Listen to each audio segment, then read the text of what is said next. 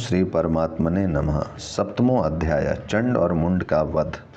मैं मातंगी देवी का ध्यान करता हूँ। वे रत्नमय सिंहासन पर बैठकर पढ़ते हुए तोते का मधुर शब्द सुन रही हैं। उनके शरीर का वर्ण श्याम है। वे अपना एक पैर कमल पर रखे हुए हैं और मस्तक पर अर्धचंद्र धारण करती हैं तथा कालहार पुष्पों की माला धारण किए वीणा बजाती हैं। उनके अंग में कसी हुई चोली शोभा पा रही है। वे लाल रंग की साड़ी पहने हाथों में शंखमय पात्र लिए हुए हैं। उनके बदन पर मधु का हल्का हल्का प्रभाव जान पड़ता है और ललाट में बेंदी शोभा दे रही है।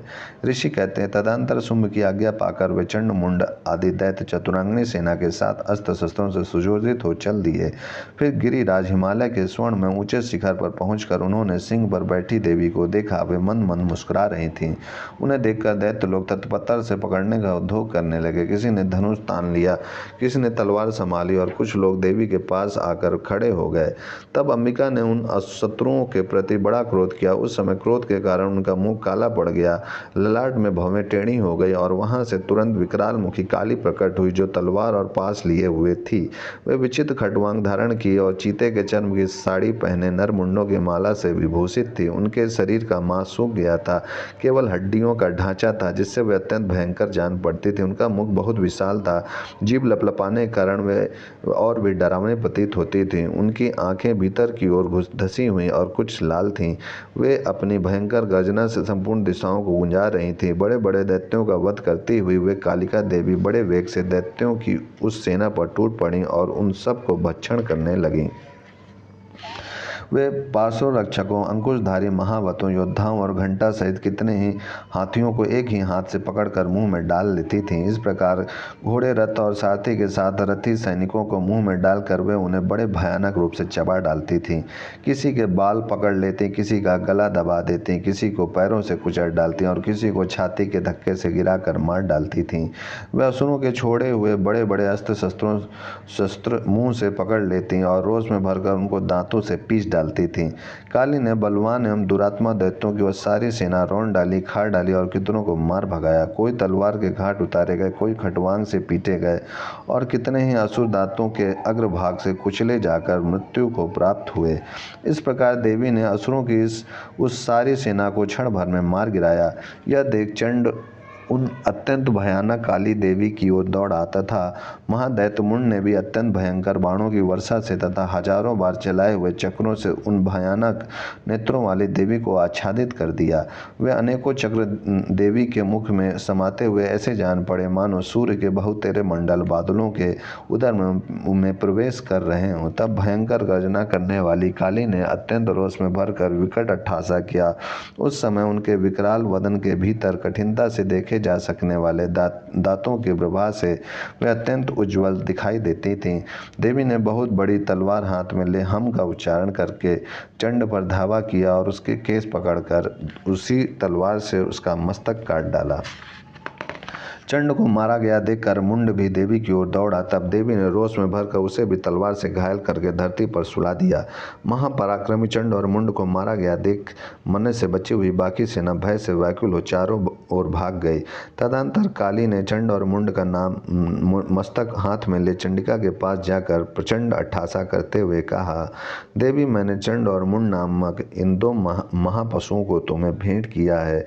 अब युद्ध यज्ञ में तुम निशुंभ और शुंभ का स्वयं ही वध करना। ऋषि कहते हैं, वहां लाए हुए उन चंड मुंड नामक महादैत्यों को देखकर कल्याणमयी चंडी ने काली से मधुर वाणी में कहा, देवी, तुम चंड और मुंड को लेकर मेरे पास आई हो, इसलिए संसार में चामुंडा के नाम से तुम्हारी ख्याति होगी।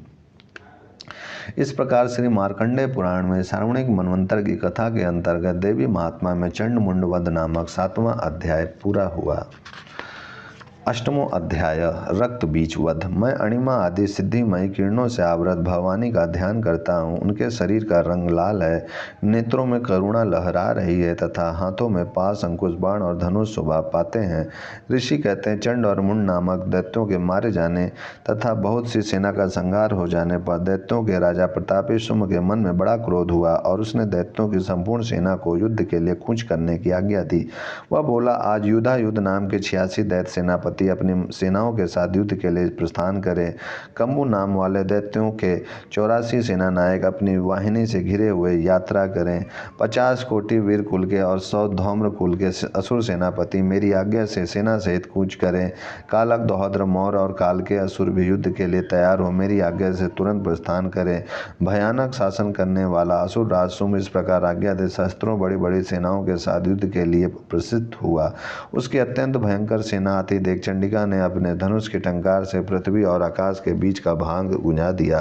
राजन, तदंतर देवी के सिंह ने भी बड़े जोर जोर से दहाड़ना आरंभ किया। फिर अंबिका ने घंटे के शब्द से उस ध्वनि को और भी बढ़ा दिया। धनुष की टंकार, सिंह की दहाड़ और घंटे की ध्वनि से संपूर्ण दिशाएं गूंज उठी। उस भयंकर शब्द से काली ने अपने विकराल मुख को और भी बढ़ा लिया तथा इस प्रकार वे विजयिनी हुई।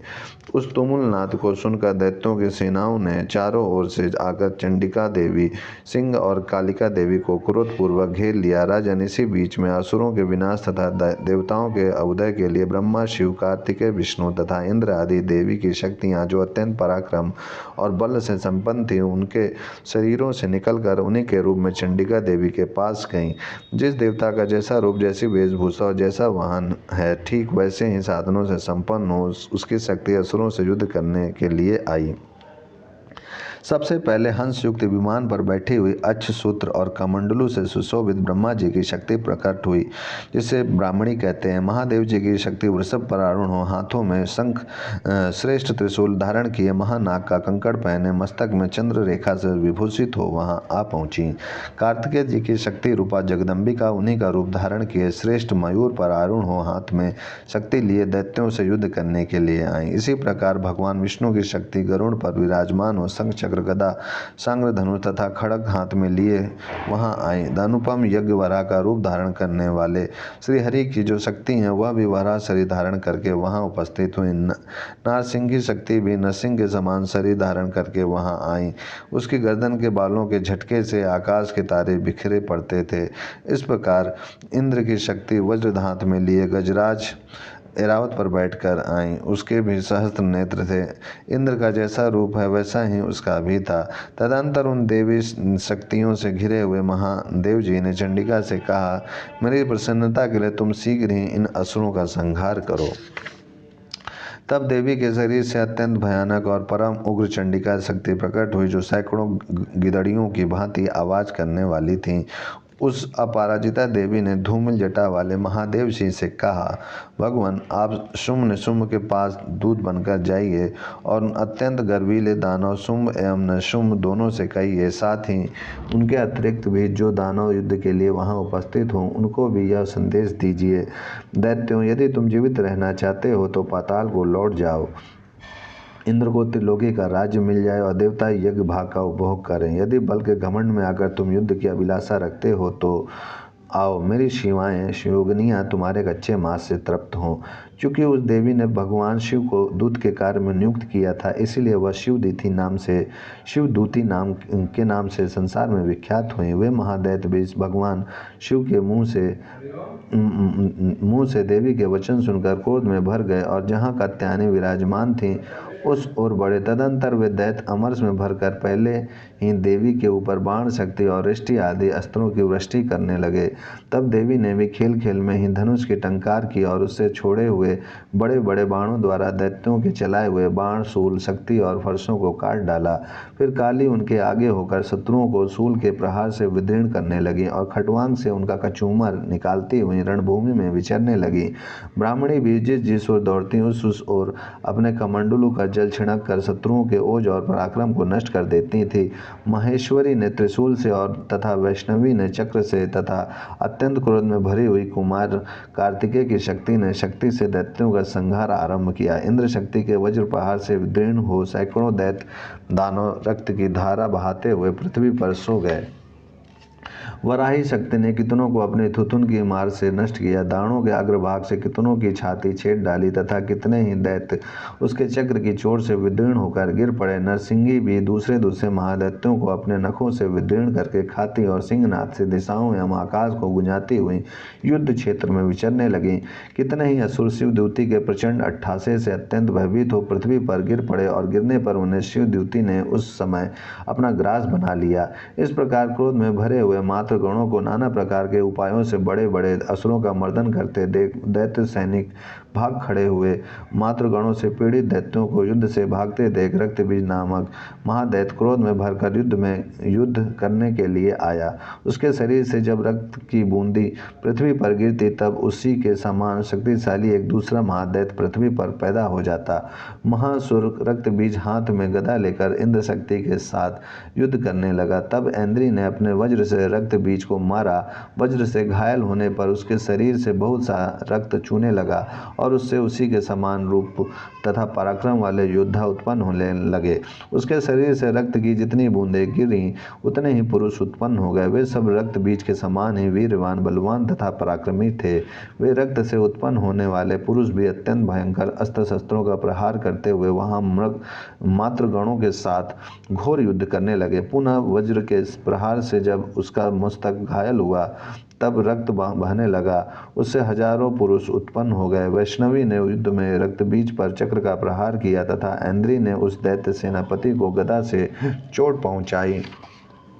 वैष्णवी के चक्र से घायल होने पर उसके शरीर से जो रक्त बहा और उससे जो उसी के बराबर आकार वाले सहस्त्रों महादैत्य प्रकट हुए, उनके द्वारा संपूर्ण जगत व्याप्त हो गया। कौमारी ने शक्ति से, वराही ने खड़ग से और माहेश्वरी ने त्रिशूल से महादैत्य रक्त बीज को घायल किया। क्रोध में भरे हुए उस महादैत्य रक्त बीज ने भी गदा से सभी मात्र शरीर शक्तियों पर पृथक पृथक प्रहार किया।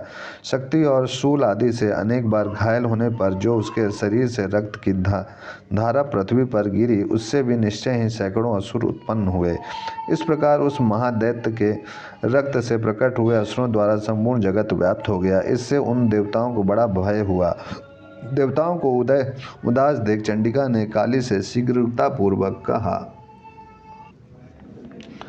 चामुंडे, तुम अपना मुख और भी फैलाओ तथा मेरे शस्त्र पात से गिरने वाले रक्त बिंदुओं और उनसे उत्पन्न होने वाले महादैत्यों को तुम अपने इस उतावले मुख से खा जाओ।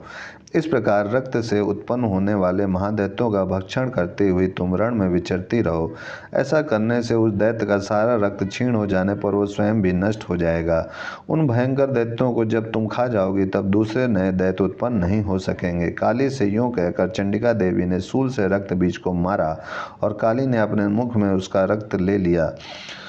तब उसने वहाँ चंडिका पर गदा से प्रहार किया, किंतु उस गदापात ने देवी को तनिक भी वेदना नहीं पहुंचाई। रक्त बीज के घायल शरीर से बहुत सा रक्त गिरा, किंतु ज्यों ही वह गिरा त्यों ही चामुंडा ने उसे अपने मुख में ले लिया। रक्त गिरने से काली के मुख में जो महादैत्य उत्पन्न हुए उन्हें वह चट कर गई और उसने रक्त बीज का रक्त भी पी लिया। तदंतर देवी ने रक्त बीज को, जिसका रक्त चामुंडा ने पी लिया था, वज्र, बाण, खड़ग तथा रिष्टि आदि से मार डाला।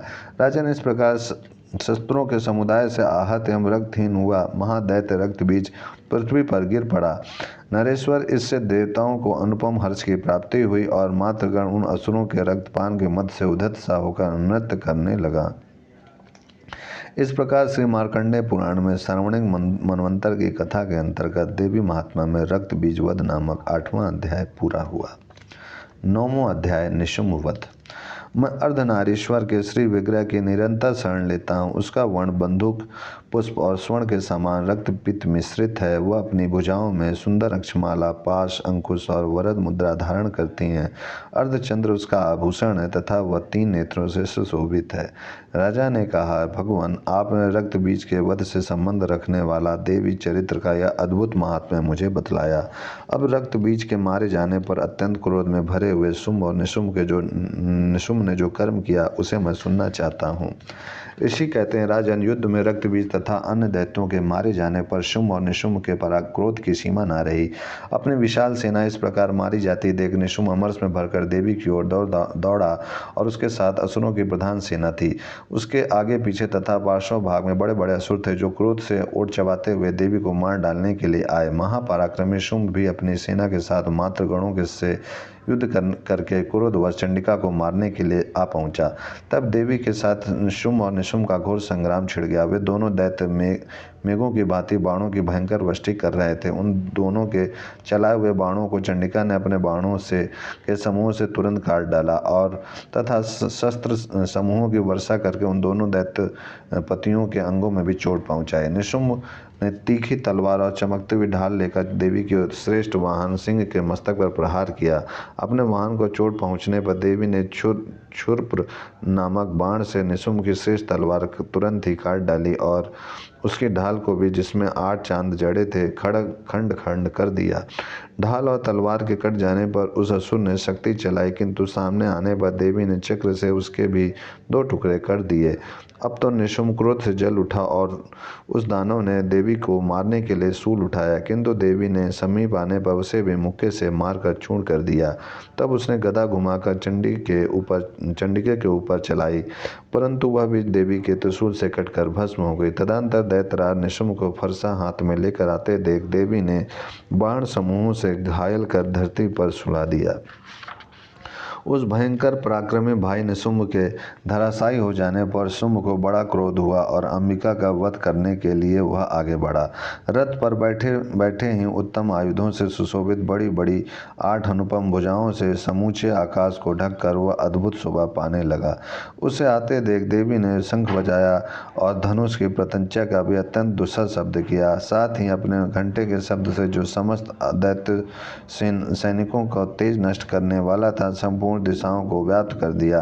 तदंतर सिंह ने भी अपनी दहाड़ से, जिसे सुनकर बड़े बड़े गजराजों का महान मद दूर हो जाता था, आकाश, पृथ्वी और 10 दिशाओं को गुंजा दिया। फिर काली ने आकाश में उछलकर अपने दोनों हाथों से पृथ्वी पर आघात किया। ऐसा भयंकर शब्द हुआ जिससे पहले के सभी शब्द शांत हो गए। तत्पश्चात शिवदूती ने दैत्यों के लिए अमंगलजनक अट्ठासा किया। इन शब्दों को सुनकर समस्त असुर थर्रा उठे, किंतु शुंभ को बड़ा क्रोध हुआ। उस समय देवी ने जब शुंभ को लक्ष्य करके कहा, ओ दुरात्मन, खड़ा रह, खड़ा रह। तभी आकाश में खड़े हुए देवता बोल उठे, जय हो, जय हो। शुंभ ने वहां आकर ज्वालाओं से युक्त अत्यंत भयानक शक्ति चलाई। अग्निमय पर्वत के समान आती हुई उस शक्ति को देवी ने बड़े भारी लुके से दूर हटा दिया। उस समय शुंभ के सिंहनाद से तीनों लोग गूंज उठे। राजन, उसकी प्रतिध्वनि से वज्रपात के समान भयानक शब्द हुआ, जिससे अन्य सब शब्दों को जीत लिया। शुंभ के चलाए हुए बाणों के देवी ने और देवी के चलाए हुए बाणों के शुंभ ने अपने भयंकर बाणों द्वारा सैकड़ों और हजारों टुकड़े कर दिए। तब क्रोध में भरी हुई चंडिका ने शुंभ को शूल से मारा। उसके आघात से मूर्छित हो वह पृथ्वी पर गिर पड़ा। इतने में ही निशुंभ को चेतना हुई और उसने धनुष हाथ में लेकर बाणों द्वारा देवी, काली और सिंह को घायल कर डाला। फिर उस दैत्यराज ने 10,000 बाहें बनाकर चक्रों के प्रहार से चंडिका को आच्छादित कर दिया। तब दुर्गम पीड़ा का नाश करने वाली भगवती दुर्गा ने कुपित होकर अपने बाणों से उन चक्रों तथा बाणों को काट गिराया। यह देख निशुंभ दैत्य सेना के साथ चंडिका का वध करने के लिए हाथ में गदा ले बड़े वेग से दौड़ा। उसके आते ही चंडी ने तीखी धार वाली तलवार से उसकी गदा को शीघ्र ही काट डाला। तब उसने शूल हाथ में ले लिया। देवताओं को पीड़ा देने वाले निशुंभ को शूल हाथ में लिए आते देख चंडिका ने वेग से चलाए हुए अपने शूल से उसकी छाती छेद डाली। शूल से विदीर्ण हो जाने पर उसकी छाती से एक दूसरा महाबली महापराक्रमी पुरुष खड़ी रह कहता हुआ निकला। उस निकलते हुए पुरुष की बात सुनकर देवी ठठाकर हंस पड़ी और खड़ग से उन्होंने उसका मस्तक काट डाला। फिर तो वह पृथ्वी पर गिर पड़ा। तदंतर सिंह अपनी दाढ़ों से असुरों की गर्दन कुचलकर खाने लगा। यह बड़ा भयंकर दृश्य था। उधर काली तथा शिवदूती ने भी अन्य दैत्यों का भक्षण आरंभ किया। कौमारी की शक्ति से विदीर्ण होकर कितने ही महादैत्य नष्ट हो गए। ब्राह्मणी के मंत्रपूत जल से निस्तेज होकर कितने ही भाग खड़े हुए। कितने ही दैत्य माहेश्वरी के त्रिशूल से छिन्न भिन्न हो धराशायी हो गए। वराही के थुथुन के आघात से कितनों का पृथ्वी पर कचूमर निकल गया। वैष्णवी ने भी अपने चक्र से दानवों के टुकड़े टुकड़े कर डाले। इंद्री के हाथ से छूटे हुए वज्र से भी कितने ही प्राणों से हाथ धो बैठे। कुछ असुर नष्ट हो गए, कुछ उस महायुद्ध से भाग गए तथा कितने ही काली शिवदूती तथा सिंह के ग्रास बन गए। इस प्रकार से मार्कंडेय पुराण में श्रावणिक मनवंतर की कथा के अंतर्गत देवी महात्मा में शुंभ निशुंभ वध नामक 9वां अध्याय पूरा हुआ। 10वां अध्याय शुंभ वध।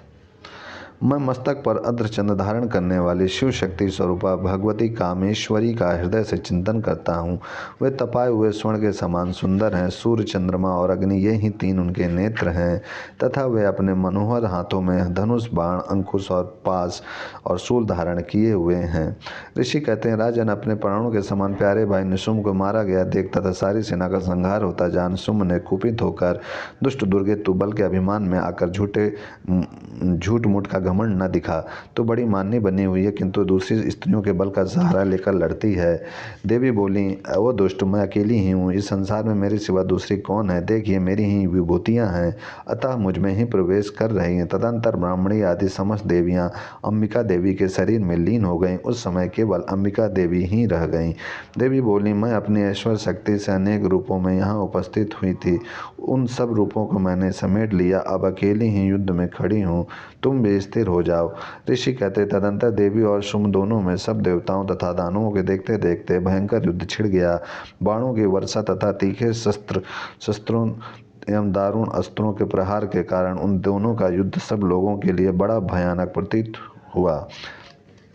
उस समय अंबिका देवी ने जो सैकड़ों दिव्य अस्त्र छोड़े, उन्हें दैत्यराज शुंभ ने उनके निवारक अस्त्रों द्वारा काट डाला। इसी प्रकार शुंभ ने भी जो दिव्य अस्त्र चलाए, उन्हें परमेश्वरी ने भयंकर हुंकार शब्द के उच्चारण आदि द्वारा खिलवाड़ में ही नष्ट कर डाला।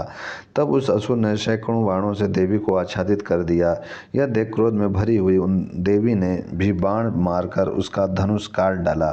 धनुष कट जाने पर फिर दैत्यराज ने शक्ति हाथ में ली, किंतु देवी ने चक्र से उसके हाथ की शक्ति को भी काट गिराया। तत्पश्चात दैत्यों के स्वामी शुंभ ने जो 100 चांद वाली चमकती हुई ढाल और तलवार हाथ में ले उस समय देवी पर धावा किया। उसके आते ही चंडिका ने अपने धनुष से छोड़े हुए तीखे बाणों द्वारा उसके सूर्य किरणों के समान उज्ज्वल ढाल और तलवार को तुरंत काट गिरा दिया।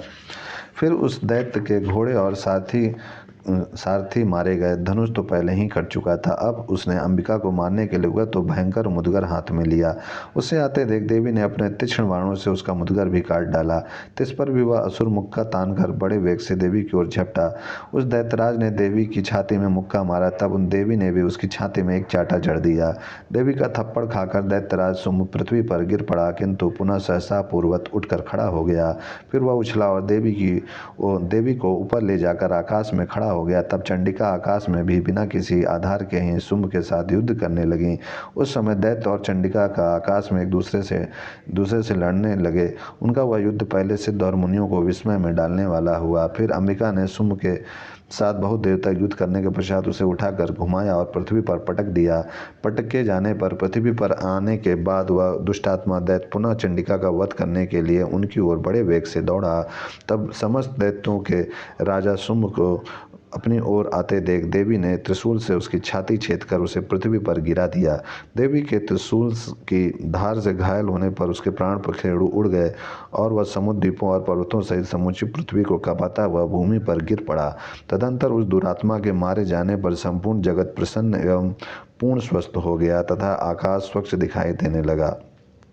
पहले जो उत्पात सूचक मेघ और उल्कापात होते थे वे सब शांत हो गए तथा उस दैत्य के मारे जाने पर नदियां भी ठीक मार्ग से बहने लगीं। उस समय शुंभ की मृत्यु के बाद संपूर्ण देवताओं का हृदय हर्ष से भर गया और गंधर्व गण मधुर गीत गाने लगे, दूसरे गंधर्व बाजे बजाने लगे और अप्सराएं नाचने लगीं। पवित्र वायु बहने लगी, सूर्य की प्रभा उत्तम हो गई, अग्निशाला की बुझी हुई आग अपने आप प्रज्वलित हो उठी तथा संपूर्ण दिशाओं के भयंकर शब्द शांत हो गए। इस प्रकार श्री मार्कंडेय पुराण में श्रवणिंग मनवंतर की कथा के अंतर्गत देवी महात्मा में शुंभवध नामक 10वां अध्याय पूरा हुआ। 11वां अध्याय देवताओं द्वारा देवी की स्तुति तथा देवी द्वारा देवताओं को वरदान। मैं भुवनेश्वरी देवी का ध्यान करता हूँ। उनके श्रीअंगों की आभा प्रभात काल के सूर्य के समान है और मस्तक पर चंद्रमा का मुकुट है। वे उभरे हुए स्तनों तथा 3 नेत्रों से युक्त है। उनके मुख पर मुस्कान की छटा छाई रहती है और हाथों में वरद अंकुश पास एवं अभय मुद्रा शोभा पाते हैं। ऋषि कहते हैं, देवी के द्वारा वहाँ महादैत्यपति शुंभ के मारे जाने पर इंद्र आदि देवता अग्नि को आगे करके उन कात्यायनी देवी की स्तुति करने लगे। उस समय अभीष्ट की प्राप्ति होने से उनके मुख कमल दमक उठे थे और उनके प्रकाश से दिशाएं भी जगमगा उठी थीं। देवता बोले, शरणागत की पीड़ा दूर करने वाली देवी हम पर प्रसन्न हो, संपूर्ण जगत की माता प्रसन्न हो, विश्वेश्वरी विश्व की रक्षा करो।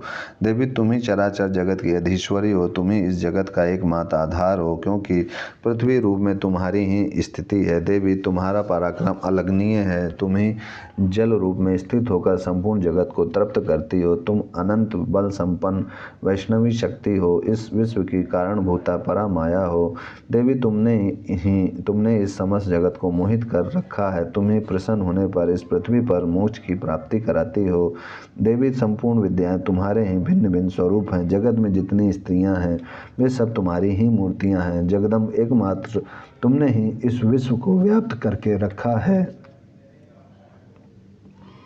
तुम्हारी स्तुति क्या हो सकती है? तुम तो स्तवन करने योग पदार्थों से परे एवं परावाणी हो। जब तुम सर्वस्वरूपा देवी स्वर्ग तथा मोक्ष प्रदान करने वाली हो, तब इसी रूप में तुम्हारी स्तुति हो गई। तुम्हारी स्तुति के लिए इससे अच्छी युक्तियाँ और क्या हो सकती हैं? बुद्धि रूप से सब लोगों के हृदय में विराजमान रहने वाली तथा स्वर्ग एवं मोक्ष प्रदान करने वाली नारायणी देवी तुम्हें नमस्कार है। कला काष्ठा आदि के रूप से क्रमशः परिणाम अवस्था परिवर्तन की ओर ले जाने वाली तथा विश्व का उपसंहार करने में समर्थ नारायणी देवी तुम्हें नमस्कार है। नारायणी तुम सब प्रकार का मंगल प्रदान करने वाले मंगलमयी हो, कल्याणदायिनी शिवा हो, सब पुरुषार्थों को सिद्ध करने वाले शरणागत वत्सला 3 नेत्रों वाली हम गौरी हो, तुम्हें नमस्कार है। तुम सृष्टि पालन संहार की शक्ति भूता सनातनी देवी गुणों का आधार तथा स्वर्ग गुणमयी हो, नारायणी तुम्हें नमस्कार है। शरण में आए हुए दीनों एवं पीड़ितों की रक्षा में संलग्न रहने वाली तथा सबकी पीड़ा दूर करने वाली नारायणी देवी तुम्हें नमस्कार है। नारायणी तुम ब्राह्मणी का रूप धारण करके हंसों से जुते हुए विमान पर बैठती तथा कुछ मिश्रित जल छिड़कती रहती हो, तुम्हें नमस्कार है। महेश्वरी रूप से त्रिशूल चंद्रमा और सर्प को धारण करने वाली तथा महान वृषभ की पीठ पर बैठने वाली नारायणी देवी तुम्हें नमस्कार है। मोर और मुर्गों से घिरी रहने वाली तथा महाशक्ति धारण करने वाली कौमारी रूप धारिणी निष्पाप्य नारायणी तुम्हें नमस्कार है। शंख चक्र गदा और सांग्र धनुष रूप उत्तम आयुधों को धारण करने वाली वैष्णवी शक्ति रूपा नारायणी तुम प्रसन्न हो, तुम्हें नमस्कार है। हाथ में भयानक महाचक्र लिए और दानों पर धरती को उठाए वराह रूप धारिणी कल्याणमयी वर नारायणी तुम्हें नमस्कार है। भयंकर नरसिंह रूप से दैत्यों के वध के लिए उद्योग करने वाली तथा त्रिभुवन की रक्षा में संलग्न रहने वाली नारायणी तुम्हें नमस्कार है। मस्तक पर किरीट और हाथ में महावज्र धारण करने वाली सहस्त्र नेत्रों के कारण उद्दीप्त दिखाई देने वाली और वृत्तासुर के प्राणों का अपहरण करने वाली इंद्र शक्ति रूपा नारायणी देवी तुम्हें नमस्कार है।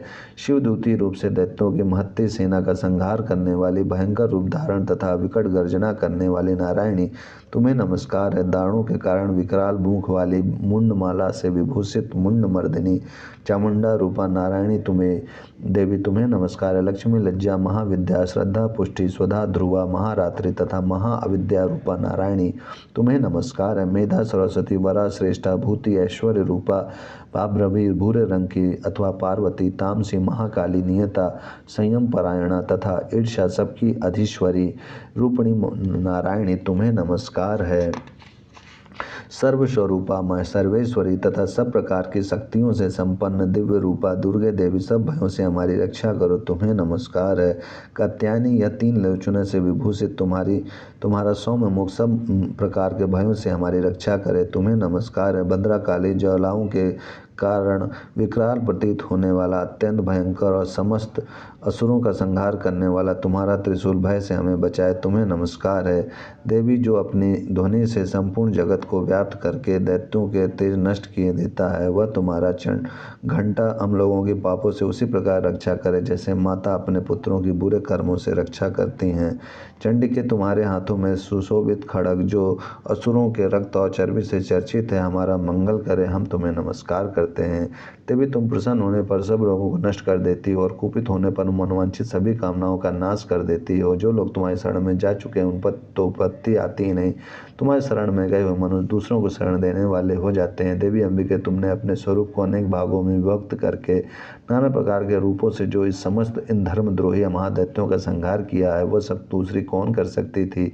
विद्याओं में ज्ञान को प्रकाशित करने वाले शास्त्रों में तथा आदि वाक्यों वेदों में तुम्हारे सिवा और किसका वर्णन है, तथा तुमको छोड़कर दूसरी कौन ऐसी शक्ति है जो इस विश्व को अज्ञान में घोर अंधकार से परिपूर्ण ममता रूपे गड्ढे में निरंतर भटका रही हो। जहाँ राक्षस, जहाँ भयंकर विष वाले सर्प, जहाँ शत्रु, जहाँ लुटेरों की सेना और जहाँ दावानल हो, वहाँ तक समुद्र के बीच में भी साथ रहकर तुम विश्व की रक्षा करती हो। विश्वेश्वरी, तुम विश्व का पालन करती हो, विश्व रूपा हो, इसलिए संपूर्ण विश्व को धारण करती हो। तुम भगवान विश्वनाथ की भी वंदनीय हो। जो लोग भक्तिपूर्वक तुम्हारे सामने मस्तक झुकाते हैं वे संपूर्ण विश्व को आश्रय देने वाले होते हैं। देवी, प्रसन्न हो। जैसे इस समय असुरों का वध करके तुमने शीघ्र ही हमारी रक्षा की है, उसी प्रकार सदा हमें शत्रुओं के भय से बचाओ। संपूर्ण जगत का पाप नष्ट कर दो और उत्पात एवं पापों के फलस्वरूप प्राप्त होने वाले महामारी आदि बड़े बड़े उपद्रवों को शीघ्र दूर करो। विश्व की पीड़ा दूर करने वाली देवी, हम तुम्हारे चरणों पर पड़े हुए हैं, हम पर प्रसन्न हो। त्रिलोक निवासियों की पूजनीय परमेश्वरी, सब लोगों को वरदान दो। देवी बोली, देवताओं को मैं वर देने को तैयार हूँ, तुम्हारे मन में जिसकी इच्छा हो वह वर मांग लो। संसार के लिए उस उपकारक वर को मैं अवश्य दूंगी। देवता बोले, सर्वेश्वरी, तुम इसी प्रकार तीनों लोकों की समस्त बाधाओं को शांत करो और हमारे शत्रुओं का नाश करती रहो। देवी बोली, देवताओं, वैवस्वत मनवंतर के 28वें युग में शुंभ और निशुंभ नाम के 2 अन्य महादैत्य उत्पन्न होंगे। तब मैं नंदगोप के घर में उनकी पत्नी यशोदा के गर्भ से अवतीर्ण हो विंध्याचल में जाकर रहूंगी और युक्त दोनों असुरों का नाश करूंगी। फिर अत्यंत भयंकर रूप से पृथ्वी पर अवतार ले मैं वैप्रचित नाम वाले दानवों का वध करूंगी। उन भयंकर महादैत्यों को भक्षण करते समय मेरे दांत अनार के फूल की भांति लाल हो जाएंगे। तब स्वर्ग में देवता और मर्त्यलोक में मनुष्य सदा मेरी स्तुति करते हुए मुझे रक्तदंतिका कहेंगे। फिर जब पृथ्वी पर 100 वर्षों के लिए वर्षा रुक जाएगी और पानी का अभाव हो जाएगा, उस समय मुनियों के स्तवन करने पर मैं पृथ्वी पर अयोनिजा रूप में प्रकट होंगी और 100 नेत्रों से मुनियों को देखूंगी। अतः मनुष्य शताक्षी इस नाम से मेरा कीर्तन करेंगे। देवताओं, उस समय मैं अपने शरीर से उत्पन्न एक हुए शाकों द्वारा समस्त संसार का भरण पोषण करूंगी। जब तक वर्षा नहीं होगी तब तक वे शाक ही सबके प्राणों की रक्षा करेंगे। ऐसा करने के कारण पृथ्वी पर शाकांबरी के नाम से मेरी ख्याति होगी। उसी अवतार में मैं दुर्गम नामक महादैत्य का वध भी करूंगी। इससे मेरा नाम दुर्गा देवी के नाम से प्रसिद्ध होगा। फिर मैं जब भीम रूप धारण करके मुनियों की रक्षा के लिए हिमालय पर रहने वाले राक्षसों का भक्षण करूंगी, उस समय सब मुनि भक्ति से नतमस्तक होकर मेरी स्तुति करेंगे। तब मेरा नाम भीमा देवी के नाम के रूप से विख्यात होगा। जब अरुण नामक दैत्य तीनों लोकों में भारी उपद्रव मचाएगा, तब मैं तीनों लोगों का हित करने के लिए 6 पैरों वाले असंख्य भ्रमणों का रूप धारण करके उस महादैत्य का वध करूंगी। उस समय सब लोग भ्रामरी के नाम से चारों ओर मेरी स्तुति करेंगे। इस प्रकार जब जब संसार में दानवी बाधा उपस्थित होगी, तब तब अवतार लेकर मैं शत्रुओं का संहार करूंगी। इस प्रकार श्री मार्कंडेय पुराण में सर्वणिक मनवंतर की कथा के अंतर्गत देवी महात्म्य में देवी स्तुति नामक 11वां अध्याय पूरा हुआ। 12वां अध्याय देवी चरित्रों के पाठ का महात्म्य। मैं 3 नेत्रों वाली दुर्गा देवी का ध्यान करता हूँ। उनके श्रीअंगों की प्रभा बिजली के समान है। वे सिंह के कंधे पर बैठी हुई भयंकर प्रतीत होती हैं। हाथों में तलवार और ढाल लिए अनेक कन्याएं उनकी सेवा में खड़ी हैं। वे अपने हाथ में चक्र, गदा, तलवार, ढाल, बाण, धनुष, पाश और तर्जनी मुद्रा धारण किए हुए हैं। उनका स्वरूप अग्नि में है तथा वे माथे पर चंद्रमा का मुकुट धारण करती हैं। देवी बोली, देवताओं, जो एकाग्रचित होकर प्रतिदिन इन स्तुतियों से मेरा स्तवन करेगा, उसकी सारी बाधा मैं निश्चय ही दूर कर दूंगी। जो मधुकैटभ का नाश, महिषासुर का वध तथा निशुम्भ के संहार के प्रसंग का पाठ करेंगे तथा अष्टमी, चतुर्दशी और नवमी को भी जो एकाग्रचित्त होकर भक्तिपूर्वक मेरे उत्तम महात्मा का श्रवण करेंगे, उन्हें कोई पाप नहीं छू सकेगा, उन पर पाप जनित आपत्तियां भी नहीं आएंगी। उनके घर में कभी दरिद्रता नहीं होगी तथा उनको कभी प्रेमी जनों के विछोह का कष्ट भी नहीं भोगना पड़ेगा। इतना ही नहीं, उन्हें शत्रु से, लुटेरों से, राजा से, शस्त्र से, अग्नि से तथा जल की राशि से भी कभी भय नहीं होगा। इसलिए सबको एकाग्रचित्त होकर भक्तिपूर्वक मेरे इस महात्मा को सदा पढ़ना और सुनना चाहिए। यह परम कल्याणकारक है। मेरा महात्मा महामारी जनित समस्त उपद्रवों तथा आध्यात्मिक आदि तीनों प्रकार के उत्पातों को शांत करने वाला है। मेरे जिस मंदिर में प्रतिदिन विधि पूर्वक मेरे इस महात्मा का पाठ किया जाता है, उस स्थान को मैं कभी नहीं छोड़ती। वहाँ सदा ही मेरा सन्निधान बना रहता है। बलिदान, पूजा, होम तथा महोत्सव के अवसरों पर मेरे इस चरित्र का पूरा पाठ और श्रवण करना चाहिए। ऐसा करने पर मनुष्य विधि को जानकर या बिना जाने भी मेरे लिए जो बलि, पूजा या होम आदि करेगा, उसे मैं बड़ी प्रसन्नता के साथ ग्रहण करूंगी। शरत काल में जो वार्षिक महापूजा की जाती है, उस अवसर पर जो मेरे इस महात्मा को भक्तिपूर्वक सुनेगा, वह मनुष्य मेरे प्रसाद से शब्द एवं बाधाओं से मुक्त तथा धन, धान एवं पुत्र से संपन्न होगा। इसमें तनिक भी संदेह नहीं है। मेरे इस महात्मा मेरे प्रादुर्भाव की सुंदर कथाएं तथा युद्ध में किए हुए मेरे पराक्रम सुनने से मनुष्य निर्भय हो जाता है। मेरे महात्मा का श्रवण करने वाले पुरुषों के शत्रु नष्ट हो जाते हैं, उन्हें कल्याण की प्राप्ति होती है तथा उनका कुल आनंदित रहता है। सर्वत्र शांति, कर्म में बुरे स्वप्न दिखाई देने पर तथा ग्रह जनित भयंकर पीड़ा उपस्थित होने पर मेरा महात्मा श्रवण करना चाहिए। इससे सब विघ्न तथा भयंकर ग्रह पीड़ाएं शांत हो जाती हैं और मनुष्यों द्वारा देखा हुआ दुस्वप्न शुभ स्वप्न में परिवर्तित हो जाता है। बाल ग्रहों से आक्रांत हुए बालकों के लिए यह महात्मा शांति कारक है तथा मनुष्यों के संगठन में फूट होने पर यह अच्छी प्रकार मित्रता कराने वाला होता है। यह महात्मा समस्त दुराचारियों के बल का नाश करने वाला और इसके पाठ मात्र से राक्षसों, भूतों और पिशाचों का नाश हो जाता है। मेरा यह सब महात्मा मेरे सामीप्य की प्राप्ति कराने वाला है। पशु, पुष्प, अधर्व, धूप, दीप, गंध आदि उत्तम सामग्रियों द्वारा पूजन करने से, ब्राह्मणों को भोजन कराने से, होम करने से, प्रतिदिन अभिषेक करने से, नाना प्रकार के अन्न भोगों का अर्पण करने से तथा दान देने आदि से 1 वर्ष तक जो मेरी आराधना की जाती है और उससे भी मुझे जितनी प्रसन्नता होती है, उतनी प्रसन्नता मेरे इस उत्तम चरित्र का एक बार श्रवण करने मात्र से हो जाती है। यह महात्मा श्रवण करने पर पापों को हर लेता है और आरोग्य प्रदान करता है। मेरे प्रादुर्भाव का कीर्तन समस्त भूतों से रक्षा करता है तथा मेरा युद्ध विषयक चरित्र दुष्ट दैत्यों का संहार करने वाला है। इसके श्रवण करने पर मनुष्य को शत्रु का भय नहीं रहता। देवताओं, अब तुमने और ब्रह्म ऋषियों ने जो मेरी स्तुति की है तथा ब्रह्मा जी ने जो स्तुतियाँ की हैं, वे सभी कल्याणमयी बुद्धि प्रदान करती हैं। वन में, सूने मार्ग में अथवा दावानल से घिर जाने पर, निरंजन स्थान में लुटेरों के दाव में पड़ जाने पर या शत्रुओं से पकड़े जाने पर अथवा जंगल में सिंह, व्याघ्र या जंगली हाथियों के पीछा करने पर, कुपित राजा के आदेश से वध या बंधन के स्थान में ले जाए जाने पर अथवा महासागर में नाव पर बैठने के बाद भारी तूफान से नाव के डगमग होने पर और अत्यंत भयंकर युद्ध में शस्त्रों का प्रहार होने पर अथवा वेदना से पीड़ित होने पर, किम बहु नाम सभी भयानक बहु बाधाओं के उपस्थित होने पर जो मेरे इस चरित्र का स्मरण करता वह मनुष्य संकट से मुक्त हो जाता है। मेरे प्रभाव से सिंह आदि हिंसक जंतु नष्ट हो जाते हैं तथा लुटेरे और शत्रु भी मेरे चरित्र का स्मरण करने वाले पुरुष से दूर भागते हैं। ऋषि कहते हैं, यूँ कहकर प्रचंड पराक्रम वाली भगवती चंडिका सब देवताओं के देखते देखते वहीं अंतर ध्यान हो गई। फिर समस्त देवता भी शत्रुओं के मारे जाने से निर्भय हो पहले की ही भांति यज्ञ भाग का उपभोग करते हुए अपने अपने अधिकार का पालन करने लगे।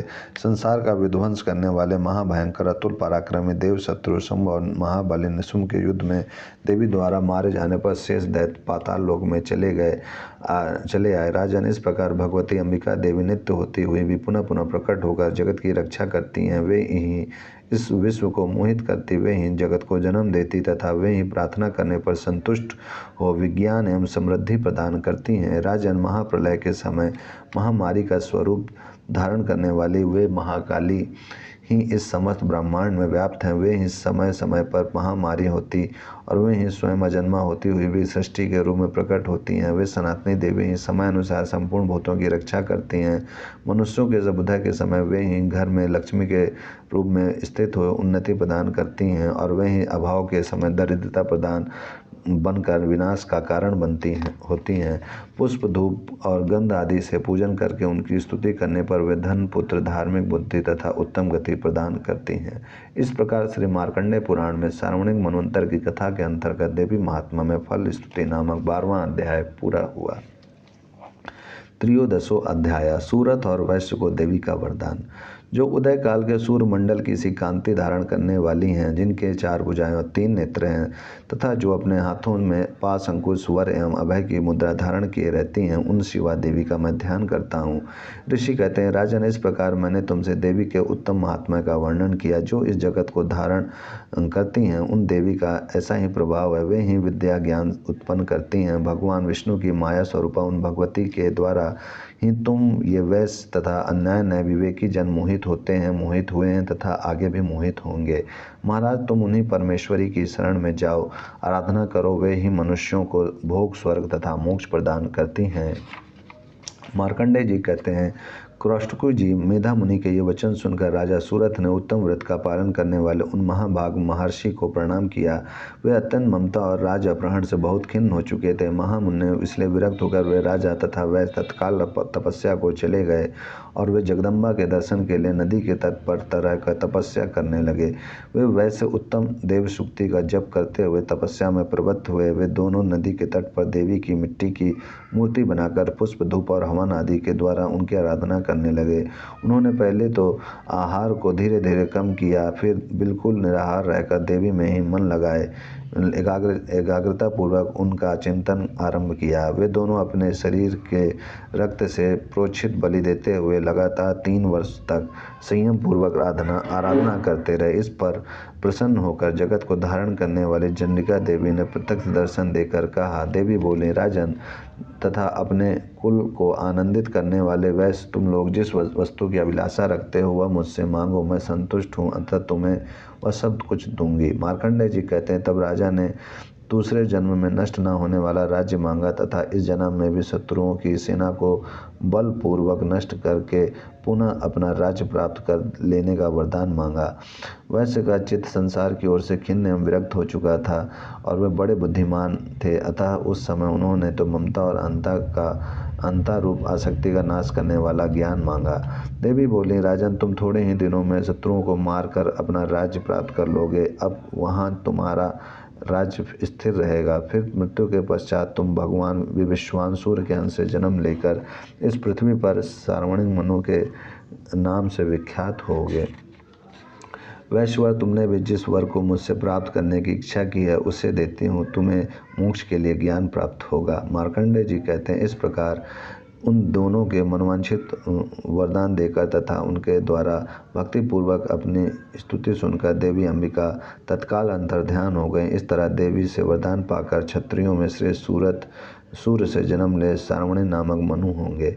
इस प्रकार श्री मार्कंडेय पुराण में सार्वणिक मनवंतर की कथा के अंतर्गत देवी महात्मा सूरत और वैश्य को वरदान नामक 13वां अध्याय पूरा हुआ। ओम शांति शांति शांति।